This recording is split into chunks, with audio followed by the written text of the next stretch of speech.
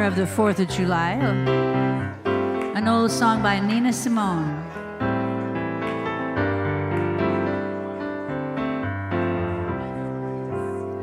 I wish I knew how it would feel to be free.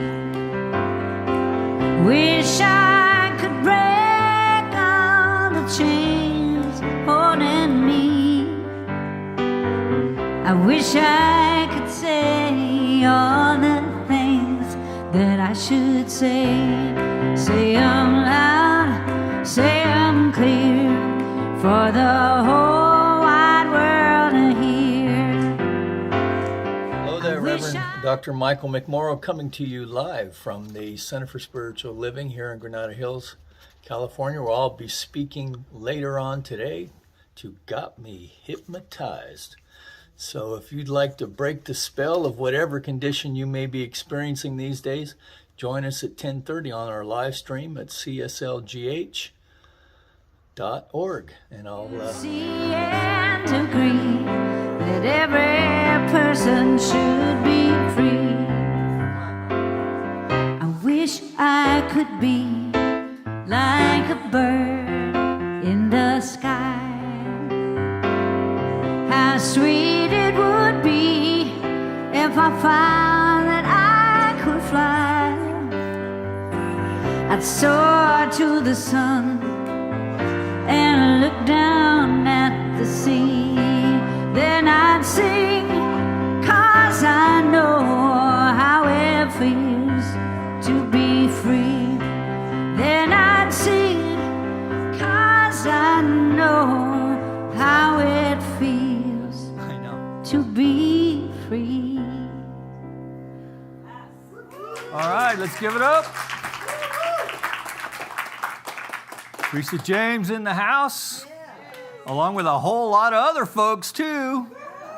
So welcome if this is your first time visiting here at the center, whether here in the house or online. My name's Reverend Dr. Michael McMorrow. I'm the spiritual leader here at our this Center for Spiritual Living here in Granada Hills. We're located in the North San Fernando Valley, and we are a faith community who welcome all who practice their beliefs in faith and love. So we're delighted to have you with us here this morning. Our musical inspiration is the wonderful Teresa James. And our presider today is Reverend Nicole Robbins. So let's give Reverend Nicole some love. All right. Well, he really cheers loud for you, too. All right, so let's take a big, deep, conscious breath, shall we? And release as we allow ourselves to just use the breath to anchor us into this moment, this eternal now moment, as we come together for our call to service, which we call lighting the flames of faith. And we perform this ceremony to promote the universal consciousness of life, which acknowledges that all peoples, all faiths, all sentient beings come from the one great universal presence, which we call spirit. Now, fundamental to this truth is a unifying nature of all religious thought and experience, which we honor here this morning. So as Reverend Nicole lights the first candle, it's for the Tao, honoring the universal path of harmony and equilibrium, the natural way. We light the second candle for shamanic traditions, honoring the beliefs and practices of all indigenous peoples, the way of primal spirituality. We light the third candle for Hinduism, honoring the path of knowledge, action, and devotion. The fourth candle we light for Judaism, honoring the ethical path of living by sacred law. We light the fifth candle for all forms of Buddhism, honoring the Four Noble Truths and the path of compassion. The sixth candle we light for all forms of Christianity, honoring the Christ consciousness as the path of love. The seventh candle we light for all forms of Islam, honoring the path to submission to the will of God as the highest calling. The 8th candle we light for the universalistic religion of Baha'i, honoring the path of unity and peace. The 9th candle we light for all forms of new thought, honoring the metaphysical path of mental healing through the practice of universal spiritual principles. The 10th candle we light for all those who are as yet unaware of the power and presence of Spirit in their lives, and for the space we hold for them here in our sanctuary, within our online community, and of course within our own hearts. And now, as Reverend Nicole lights the healing candle, please put silently into the light the names of anyone you wish to have experienced the healing flame of God's eternal love. There is one flame that burns in our hearts. There is one light that shines through our love. We light this flame with faith. We find this light within our own soul. There is one flame, one light within. As I go to that peaceful place within my heart, recognizing and knowing that there is one power, one life, one love, and that is God. I know I am connected to the source, and I know each and every one here is connected to this divine energy. And those online and those not watching, we are all connected to this source. We are all one. We are all one family, one being, one person, one energy. And I just know and declare that this service is perfect in the mind of God. We have all dressed up and showed up, and we're here to celebrate and enjoy each other's company, each other's wisdom, the words of Reverend Dr. Mike, the beautiful music of Teresa James, and knowing that the AV runs amazingly with Mike and Evan at the helm. I know that this is the perfect day. I know these are the perfect people here to celebrate. And I just say thank you for this opportunity to be here in the Center for Spiritual Loving, knowing that these are my people, this is my family, my friends. And I just release and let go, knowing it is so, and together we say, and so it is. Good morning. This is such a joy-filled room today. I was telling Reverend Mike, there's so much energy in here today. I love it. It's so wonderful. And hello to all of you watching online. Welcome to our center.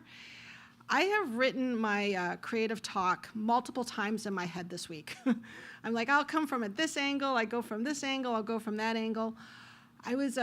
So who knows what's going to come out of my mouth? So there's multiple thoughts in my head.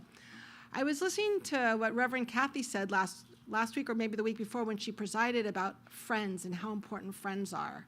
And I was thinking today with our potluck, what a joyful time to talk about friendship. And it's weird how certain friends are in your lives forever. You meet them when you're young, and then they're there forever. And then there's people that just hop in and out of your life. And then there's those people you meet, and the very first time you meet them, you're like, that's my person.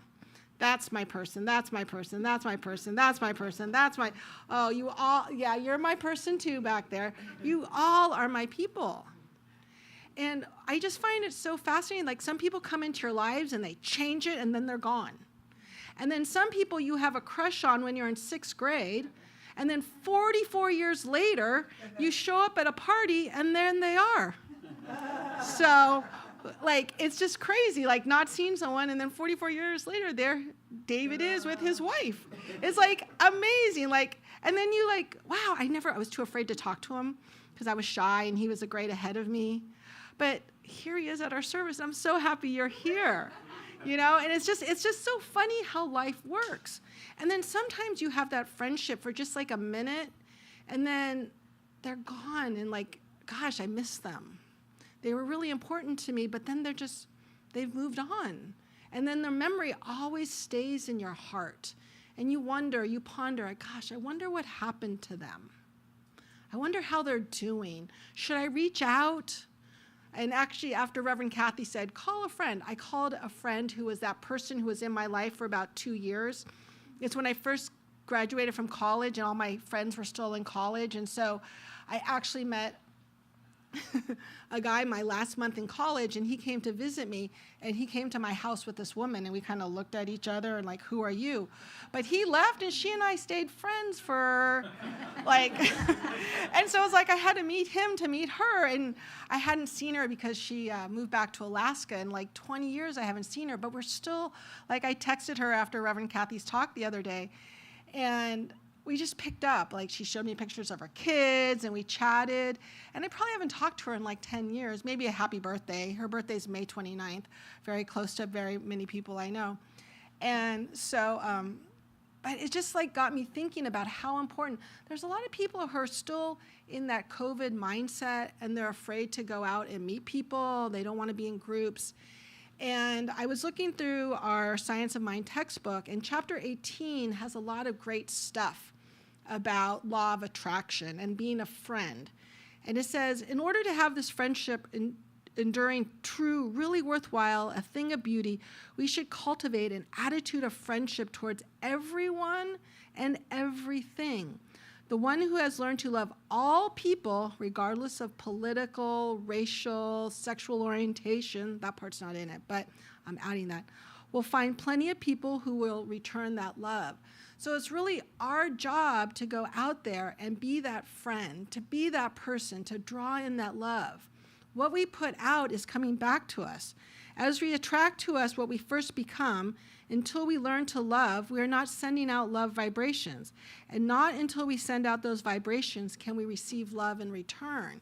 So are you feeling lonely, needing a friend? Just smile at someone at the supermarket. Smile at someone, we don't really go to the bank anymore. Smile at the car next to you. You know, just send out that smile to someone. And think of the whole world as your friend, but you also must be friends to the whole world. So I give that to you today as we celebrate with our quarterly potluck. Maybe sit next to someone you don't know as well. Sit next to someone you haven't seen in a long time. Sit next to someone, all right, we're gonna have to separate you two, that's for sure. Strike up a conversation with someone you know less well, you know, and give out that loving vibes. And not just here today, but as we go forward into this week, and then report back to Mike how that works for you. And so it is.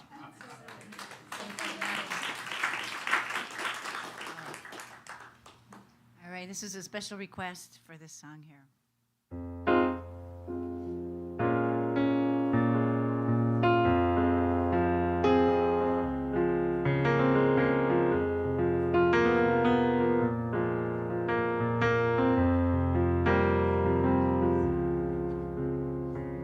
It's the same kind of story that seems to come down from long ago. Two friends having coffee together when something flies by the window. It might be out on the lawn, which is wide, at least half of a playing field. But there's no use explaining what your imagination can make you see and feel. Seems like a dream. It's got me hypnotized.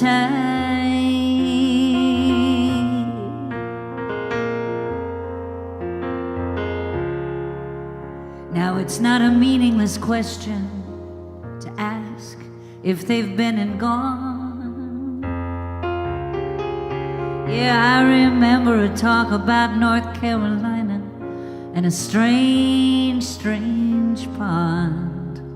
You see, the sides were like glass in the thick of a forest without a road. any man's hand ever made that land, then I think we would have known. That's why it seems like a dream, and it's got me hypnotized.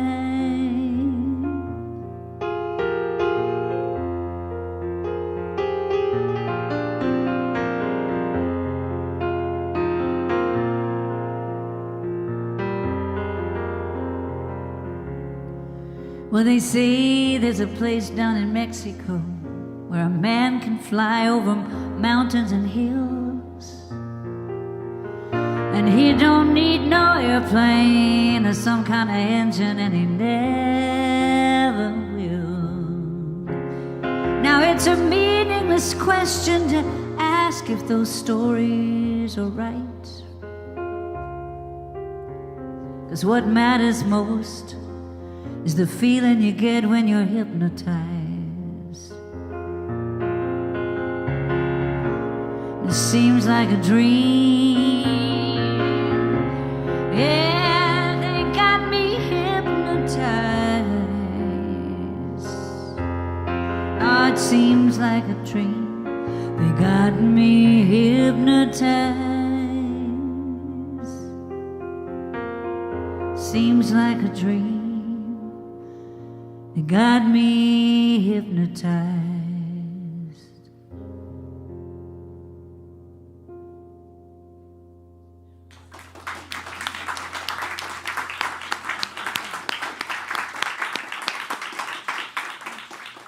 Maybe a little more love for Teresa James. That was fantastic. Woo! Thank you. That was very sultry. All right, practitioners, announcements for today. Practitioners are available today in the treatment room for a 2-minute tune-up. We have lots of practitioners here. Raise your hand. So if you need any prayer, you can track down any one of us, but after we eat. Youth church, or whenever you need, we're here for you. Youth church is today, and then the 23rd at 10:30, so please bring your kiddies. Today is the potluck. Pretty excited about that. Sangha is going on. It's a drop-in Sangha, so you don't have to come each week. This week we'll be here and on hybrid. We're doing a little writing, creative writing. So if you want to tap into your creativeness, please just give me a call and let me know and join us.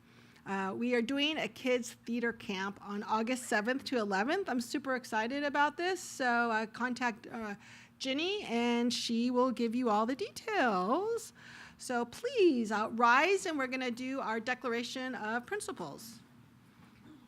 We believe in one universal spirit, manifesting through all, natural and incarnated in us.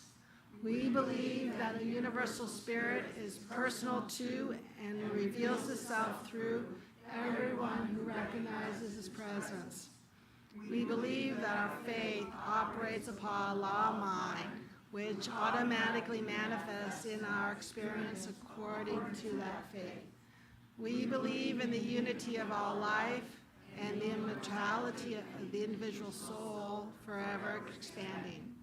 We believe in the eternal goodness, the eternal loving kindness, and the forgiveness of life to all. Help me sing, Ariel. I am alive, I am alive, I am a light in this world. I am alive, I am alive, I am a light in this world. And I shine, and I shine, and I shine so bright. And I shine, and I shine, and I shine so bright. You are alive, you are alive, you are a light in this world. You are alive, you are alive, you are alive.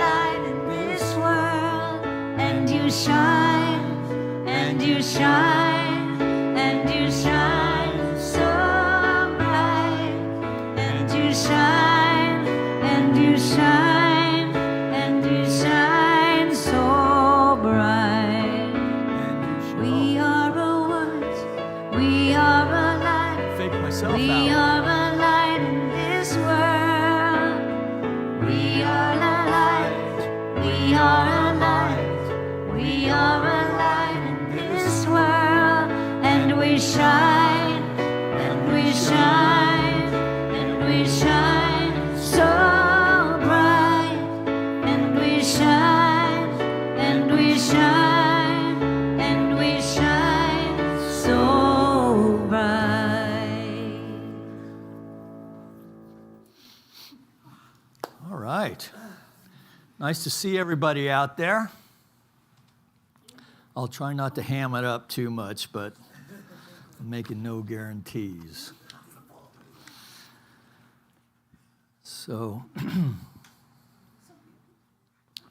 first let me just, I just want to thank Beverly Scott, who's our lead for SEVA, for our practitioner group, and also Bonnie Reese, longtime member, former board member, and for anyone who's had a hand, the many hands that have gone into preparing the first of our last suppers. Yeah, every quarter. All right. Hopefully it's not the Last Supper. All right. All right, so we're talking about Got Me Hypnotized today. And this is, so our theme, our annual theme is living out loud, right? Living life out loud. And that's what we're all about here in this practice of this thing that we call the science of mind. We're going to kind of break it down into basic bits today, just to kind of look at it. And we're speaking truth to circumstance. So what does this mean? That when we look out into the outer world, we're declaring that God is all there is, that I am one with the Spirit, and then we look out in the world and we see something less than that. Let's put it that way. I'm very proud of myself for not using an expletive there.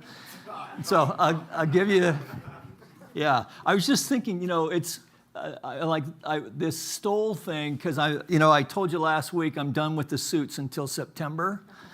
And so I don't usually wear the stole, but there's something cool about it, because like da da da da da da da da da da, right?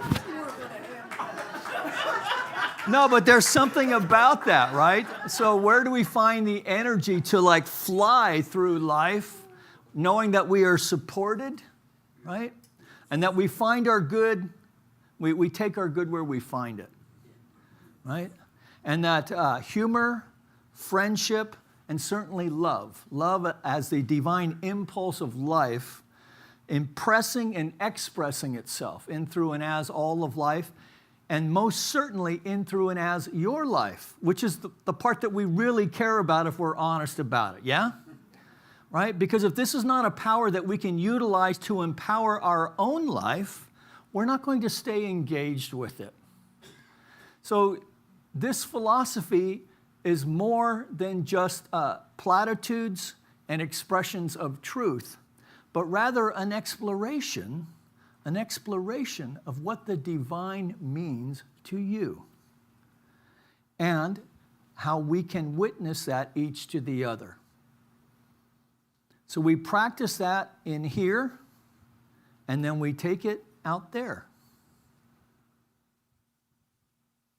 So I really love what Teresa did with this song today, Got Me Hypnotized, because really what we're the task then as spiritual beings having this human experience is how to break the hypnotized aspect of life that keeps us stuck into ways of being that maybe are either holding us back and keeping us playing small in our life, right?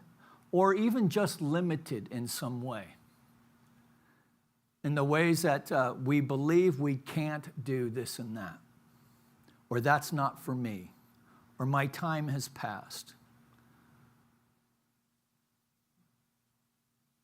So, Got Me Hypnotized. This is a song actually about a UFO encounter by Fleetwood Mac. Does anybody else remember Fleetwood Mac before Buckingham Nicks? So I actually saw Fleetwood Mac back at the Sacramento Memorial Auditorium back in the days when it was only $6 to go to a concert. This is before Stevie Nicks, then it was like $30 to go to a concert.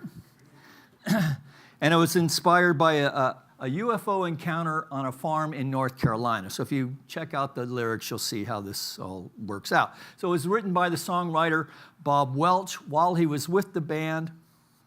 And the last verse closes with, now you know it's a meaningless question to ask if those stories are right. Because what matters most is the feeling you get when you're hypnotized. Now, Don Miguel Ruiz, right, a modern shaman, I think we can call him, Dr. Don Miguel Ruiz refers to this as the domestication of mind. That we are lulled into a domesticated way of thinking and being. Carl Jung spoke to the unconscious conscious, that we are engaged together in this expression of life together in unconscious ways, but very, very deeply seated ways of being. In New Thought, we refer to this as race consciousness, not race consciousness in that in racial matters, but more race as human race, that there is an expression of life that we are co-creating together as a human race. That this is an expression of our own inner experience that together is expressing as the outer experience. So in this way, playing the blame game really doesn't work. Playing the blame game heals nothing. It is the, Reverend David Robertson writes that it is the collective dream in which we are all so enmeshed that we don't even know it's a dream. All around us, we are being called to wake up. Let's say yes, even if we'd rather stay hypnotized in the dream because it feels so good.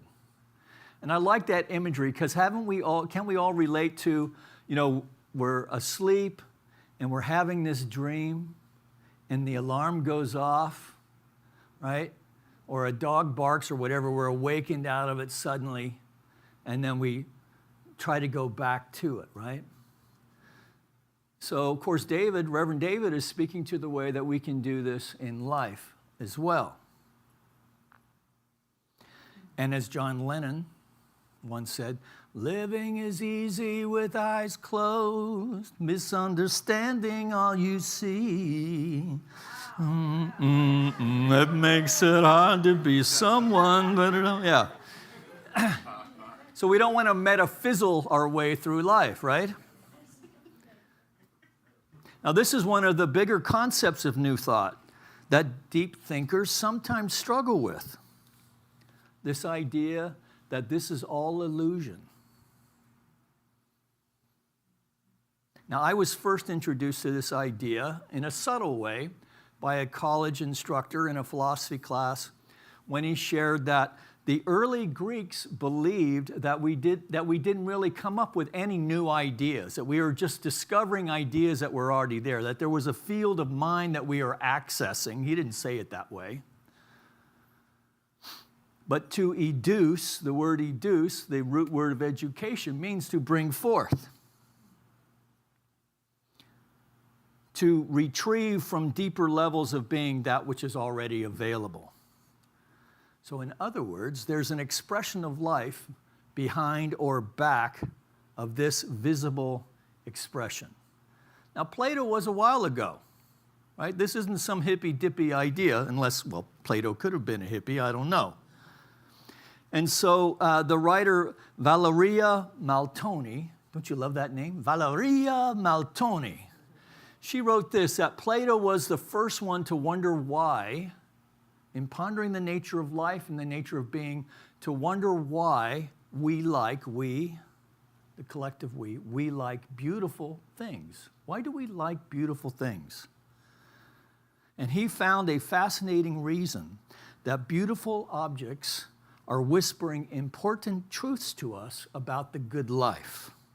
That we find things beautiful when we unconsciously sense in them qualities we need, but are missing in our life. Beauty. For example, gentleness, harmony, balance, peace, strength. That beautiful objects help us to educate our souls. This is why it's so important that we have art in schools, right? I think we often think about art as just, the learning how to paint or whatever.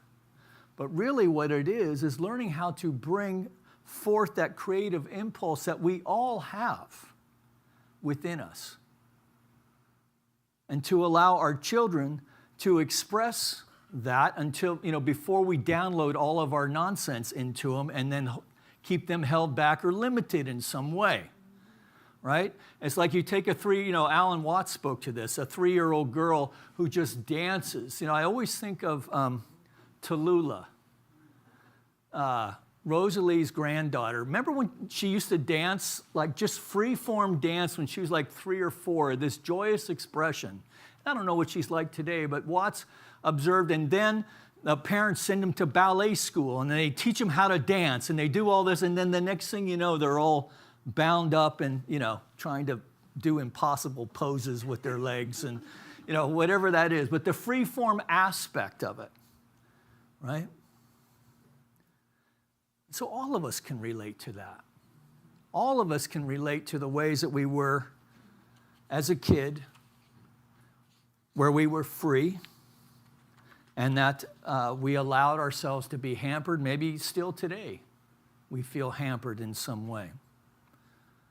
Now, Plato used the term idios, or idea, as the truth behind this world that we experience.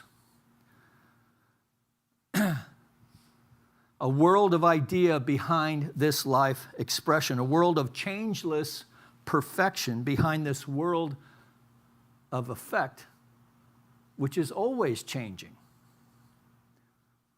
Always changing. So, in religious science, we have this thing, you may have seen this on our stoles when we're not clowning around with them, this teaching symbol that looks like this.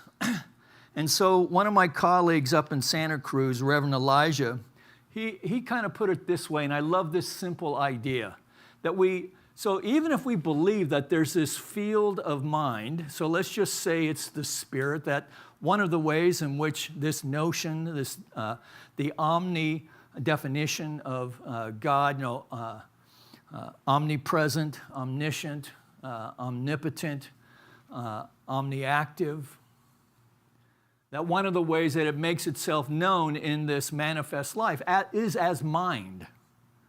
This field of ideas from which we are thinking into and thinking with. And then we have this lower section where this demonstration of this truth, this demonstration is here in the realm of effect, realm of body. The struggle, of course, is what happens in the middle, right? And what's going on in the middle is our perceptions, our beliefs, our understanding of untruths that we believe to be true.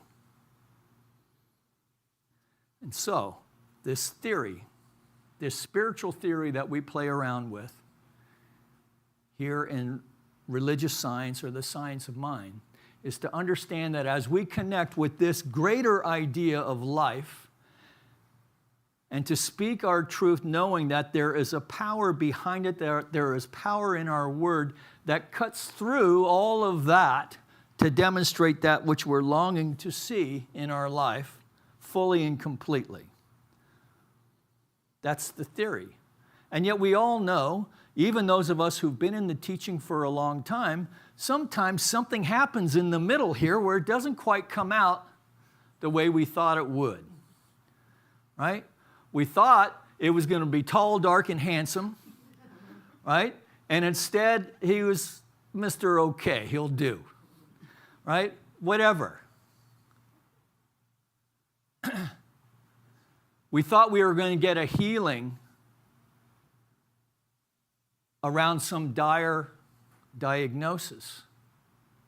And instead what we got was a deeper understanding of life, the importance of love, a deep appreciation for creativity and its full expression.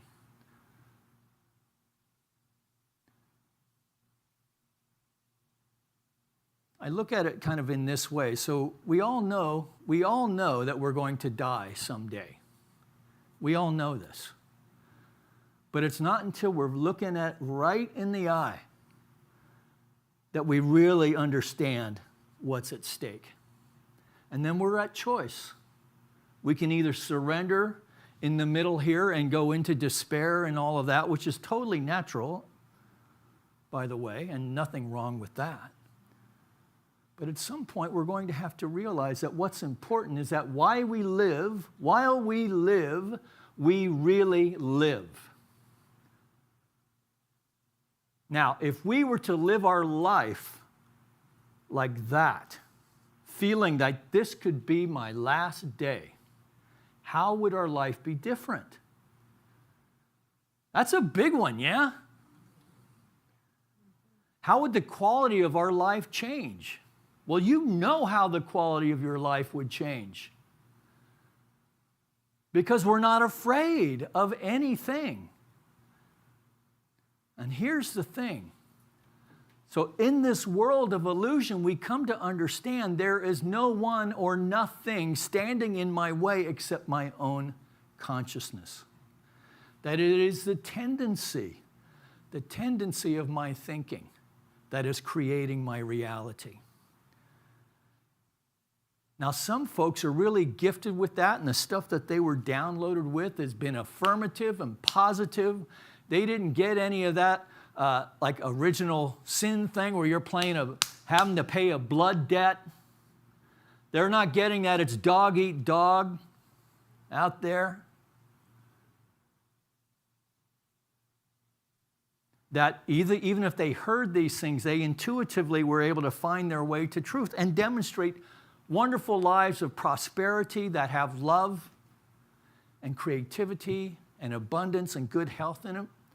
And then the other 99.9% of us have this different experience. It's what happens in the middle. So at the bottom, we have this world of effect, the illusion of matter, multiplicity out of one, many, of other, of conditional love. It's a world of conditions. Everything's set with a condition. Now, as modern peoples, I get that this idea that there's this field of mind of which we're thinking into and thinking with. I understand that this can be a concept that's hard to accept. I struggle with it myself, still. In the empirical world, we're told that we are separate beings, that we are a bioelectric machine with agency and choice. And yet, things don't quite add up. There's things we can't explain away. You know, how do these separate beings who are not connected in some way, how do they love? How do they love? How are they drawn to support each other? How do they call forth this little being who are totally committed to, this little screaming ball of egotism who arrives in the world and yet we would give our last breath to? How does that happen? Something more than biology. How do we explain the unconscious communication between friends who somehow find each other after 40 years at a party, right? Or you pick up the phone and, I was just going to call you. Now, you can explain that away of synchronicity if you want to. But one of the great things about being a spiritual, this notion of being a spiritual being, having this human experience, is we can choose to accept each as a tap on the shoulder by the divine. Sometimes even a tap on the heart by the divine. Where a tragic loss breaks our heart open as a call for healing rather than a time for loss in appropriate ways, right? I'm not talking about, next day. Because there is at work here a creative process by which these perfect ideas held in the mind of the divine make themselves known in this world of effect. And make themselves known, the tendency of our thought, making itself known that our heart is now resonating with it. And we find ourselves saying kind things instead of harsh things. Which in my case was a pretty miraculous thing. But we struggle with this idea that there's this field of mind out here, but we have no trouble believing in the internet, which is just a combination of zeros and ones. And we put a lot of faith in the internet.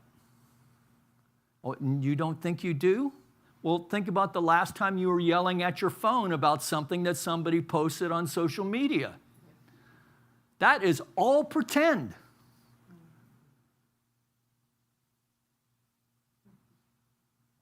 There's all kinds of consumables now that we can't live without that are being downloaded into us, right? Fashion, cars, vacation.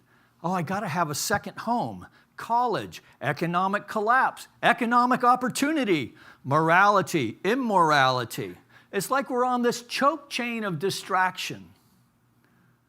That's the middle. That's the middle. This is the task. This is the task. Right? And really, if we're honest about it, who wants to live a life where there's nothing to do? Right?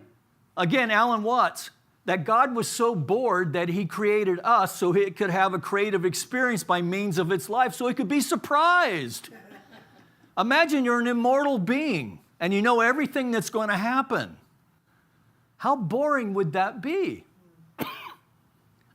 I loved that when I heard it the first time. That the creative impulse of life created you in its image and likeness, that it may have an experience of itself by means of your life. Now, maybe there's some part of you in there that's going, "Oh, Lord, I am not worthy to receive you, but only say the word and I shall be healed." Right? That's an old idea. The truth is that each one of us is an expression of the Most High, right? Awaiting our recognition of it, and then to courageously step into ways of being loving, kind, compassionate, of opening our mind up to having a trained mind that's pushing us into that particular field that we don't feel qualified to go into, but we're going to do it anyway because it's time. It's time.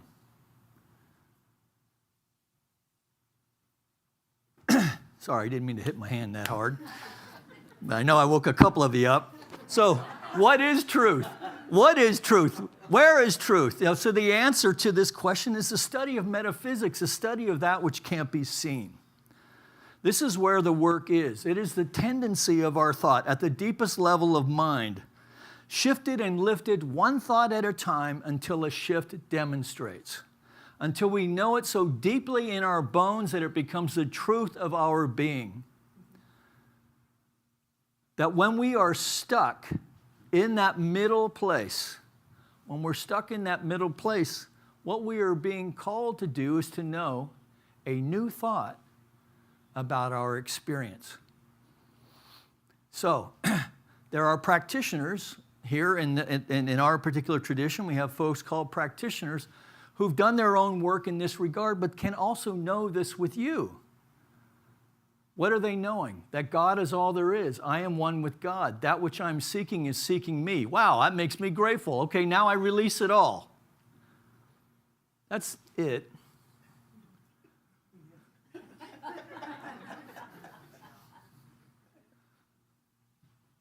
So Fenwick, I had this up last week. Metaphysics engages the mind. We must think, and rich and fruitful thoughts are the result of logical thinking. By it, we move back along the path of history and beyond this, the illusion of form and science and logical deduction into the realm of what? Original causation. So the study of the field of ideas behind form. In this, we find what we think we believe versus what we truly believe. Right? So we think we believe this, and yet our life doesn't demonstrate that. Right? So the work then is to keep with our treatment work, which is basically knowing that this new thought that I am focusing on, that I'm releasing that into this field of mind, the mind of the Most High, until it becomes its own originating cause within the deepest aspects of myself, and then it demonstrates. And it always demonstrates. Well, I thought that was a bunch of baloney when I heard that. It always demonstrates. But I can't look at Reverend Nancy and not remember how it always demonstrates. Because I remember back in my old construction days when I was a general contractor and I'm trying to generate work and I'm in class and all I'm doing is, I got to tell you, I'm a pretty good carpenter, but I hate handyman work. All that little dingbat stuff that the wives of my customers would give me to do because they couldn't get their husband to do it. Even when I was being paid to do it, I didn't like doing it. And so I was telling Reverend Nancy, back when I was just a guy, that this shit doesn't work, man. I'm praying my ass off. I'm knowing the truth, and all I'm getting is these little dingbat jobs. You know, I don't know what's wrong with my consciousness. She said, Mike, there's nothing wrong with your consciousness. Look at all this crap you're demonstrating. Well, she didn't say that. But the point is that I was demonstrating. So it's not about the strength of my consciousness.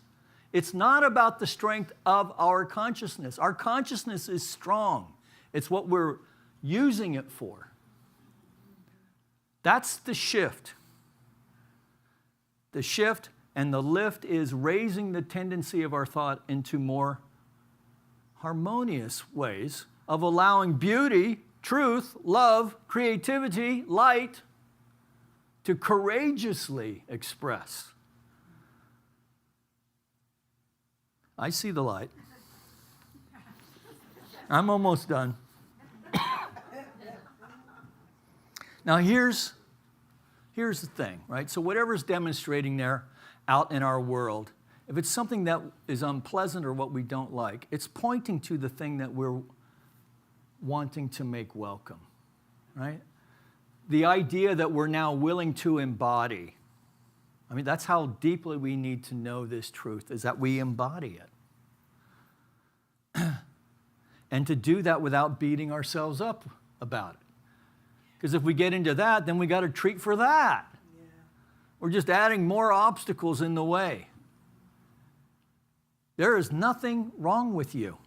There is nothing wrong with you except your own thinking.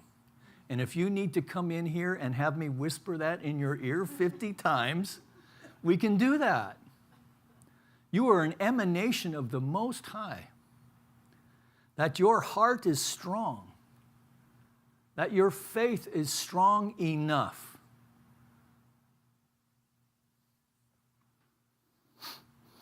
The way I play with this is to remember that the creative impulse of life is pushing and pulling me into a greater expression of itself by means of my life. And this is what I know for your life as well. And you know how I know this? Because you show me. You demonstrate it to me. Even in the days when you don't think you're demonstrating, I'm like, whoa, that's crazy. Right? That's crazy because often our demonstrations are a little more subtle than the burning bush scene that we would really like. It's like more like a burning spark, maybe. Right? But we can fan that flame. Ultimately, it's love that we're expressing. That love, when embodied and expressed in practical ways, leads to acts of kindness, understanding, and support. By extending love and compassion to others, individuals contribute to the betterment of the world and create a more harmonious and loving society. So when we're looking out there, we need to always remember that it's a reflection of what's going on in here. And maybe that stuff that's going on out there is not all yours, but it counts that you are knowing a higher expression of life that has peace, harmony, love, respect, right? Of acknowledging the right for all people to exist beyond the petty judgments and acts of separation that human beings seem throughout history to be so attached to. So, let's have a little tinkering of the ivories as we take a deep breath.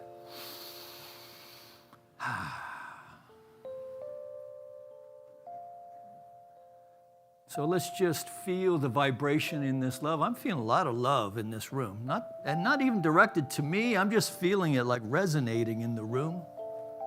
I hope you're feeling it at home as well.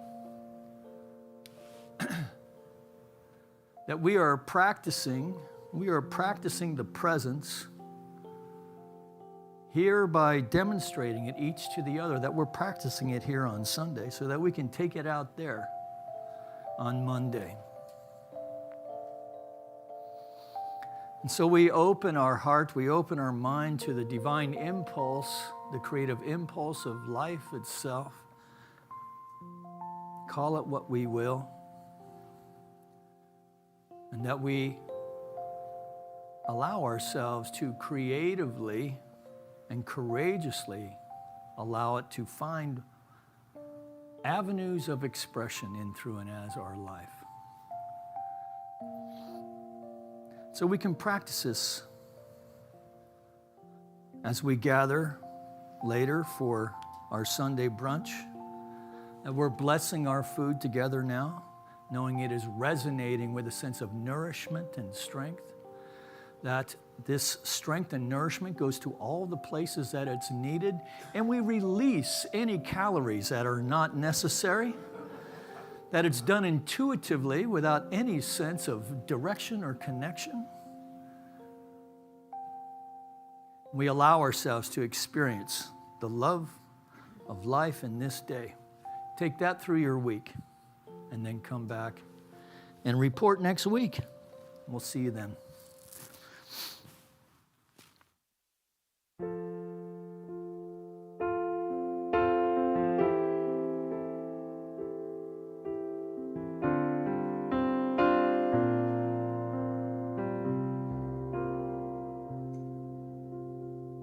It made prophets preach the will of God.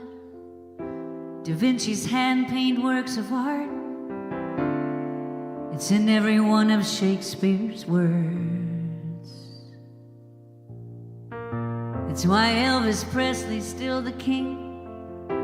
Why Martin Luther had a dream, and it drove Mother Teresa in her work. When you put your heart in what you do, amazing things will come to you. The greatest gifts you ever knew.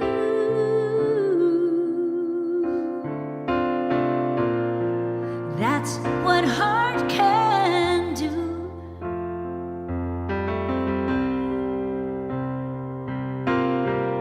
It put our heart in victory's lane. It shaped the thoughts of Einstein's brain. took that small step with Armstrong on the moon. Got on the bus with Rosa Parks, was there when Noah built his ark. It's guarding the unknown soldier's tomb. And when you put your heart in what you do, amazing things will come to you. The greatest gifts you ever knew. That's what heart can do. Time and time again. Some say can't, others say can. You know they make a change, they take a chance. They beat the odds and they dance that dance.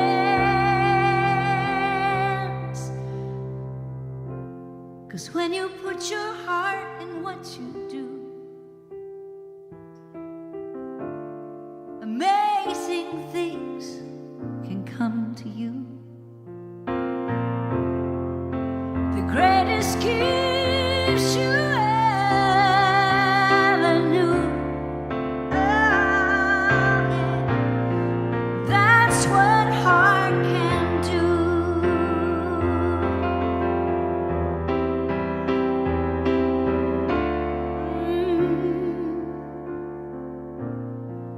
That's what heart can do.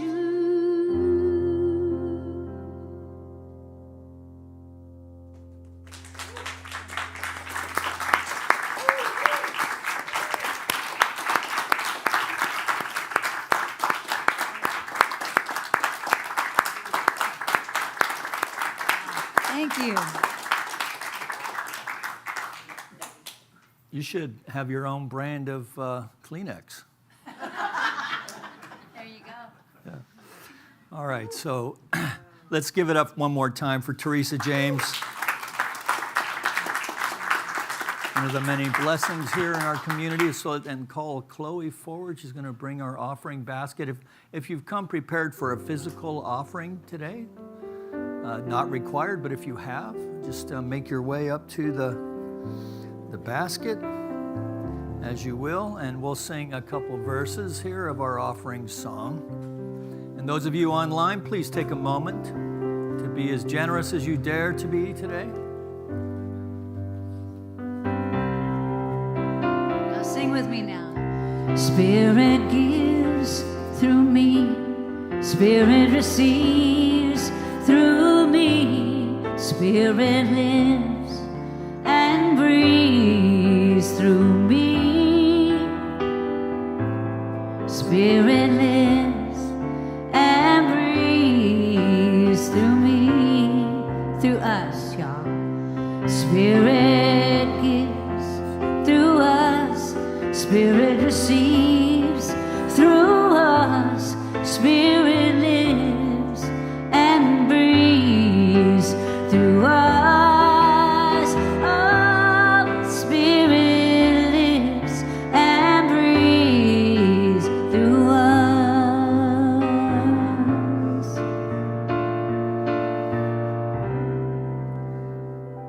So, Kitty, you have a little fan club up here. I hope you saw them when you were going by. They were saying hello to you.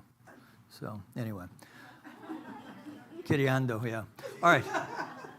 So, take a deep breath together. Just for a moment longer as we recognize and know that this basket represents both the heart of the individual and the heart of community. The heart of the individual that knows and knows that they know that God is our source, our substance, our supply. So the heart of the individual, and that we receive these gifts with deep love and respect as we know together they go forth to heal, to prosper, and to bless not only the vision and mission of this center, but anyone connected to it in any way.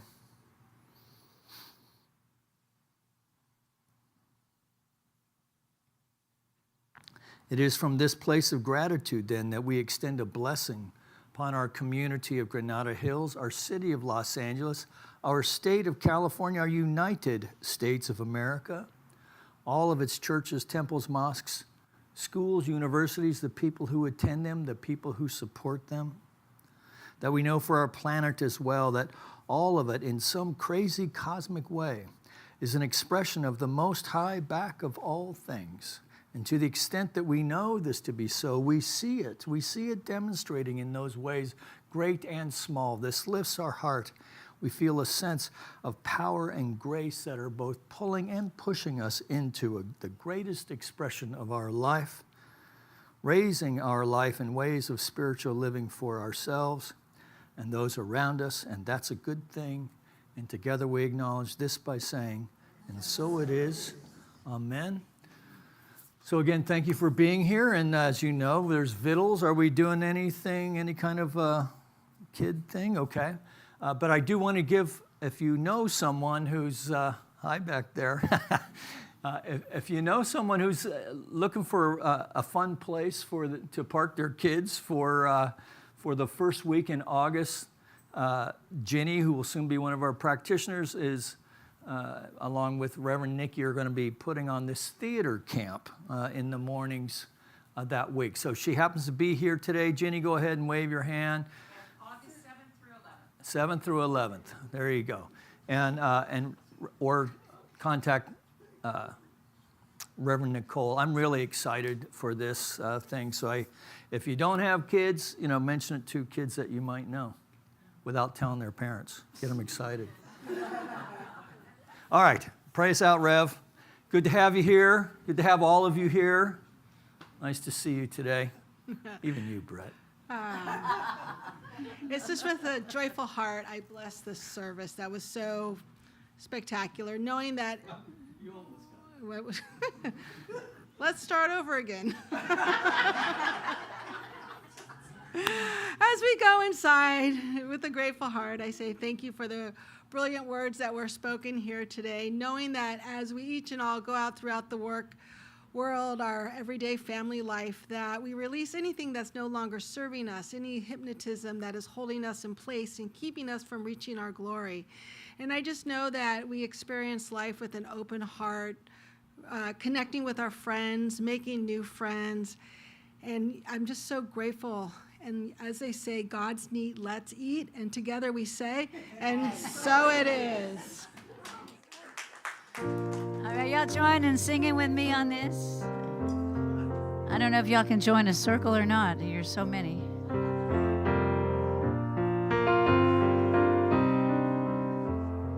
Let there be peace on earth, and let it begin with me. Let there be peace on earth, the peace that was meant to be. With God as our power, united all are we. Let us walk with each other in perfect harmony.